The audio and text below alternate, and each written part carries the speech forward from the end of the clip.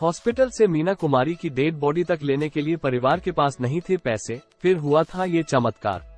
मीना कुमारी अपने तलाक के बाद डिप्रेशन में चली गई थी और शराब की लत का शिकार हो गई। वे काफी समय तक कोमा में रहीं और 31 मार्च 1972 को 38 साल की उम्र में दुनिया से चली गईं। हॉस्पिटल से मीना कुमारी की डेड बॉडी तक लेने के लिए परिवार के पास नहीं थे पैसे, फिर हुआ था ये चमत्कार। मीना कुमारी का नाम 20वीं सदी की हसीन और टॉप एक्ट्रेसेस में शुमार किया जाता है। एक बेहतरीन एक्ट्रेस होने के बावजूद उन्हें अपनी जिंदगी के आखिरी दिनों में फाइनेंशियल क्राइसिस से गुजरना पड़ा। अपने तलाक के बाद मीना कुमारी डिप्रेशन में चली गई और शराब की लत का शिकार हो गई।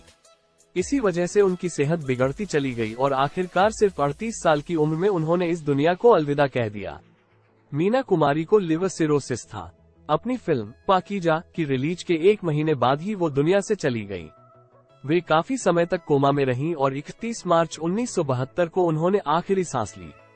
अपने आखिरी दिनों में पैसों की तंगी से जूझ रही एक्ट्रेस के परिवार की हालत ये थी कि वे उनका इलाज तक न करा सके। मीना कुमारी के मौत के बाद हॉस्पिटल से उनकी डेड बॉडी लेने के लिए भी उनके पास 3,500 रुपए नहीं थे।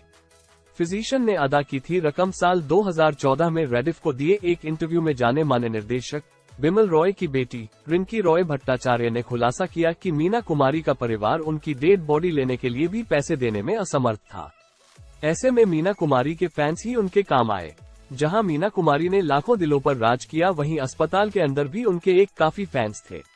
जब मीना के शव के लिए उनके परिवार को 3,500 रुपए की जरूरत पड़ी तो अदाकारा के फिजिशियन ने ही उस रकम का भुगतान किया। रिंकी ने कहा, यह एक चमत्कार था जब उसके फिजिशियन ने परिवार को राहत दी।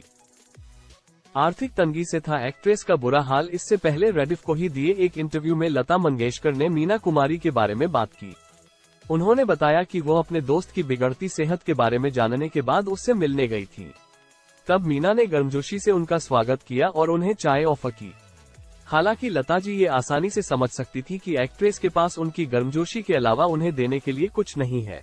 मीना से मिलने गई थी लता मंगेशकर। लता ने बताया, मुझे पता चला कि वो बेहद बीमार थी।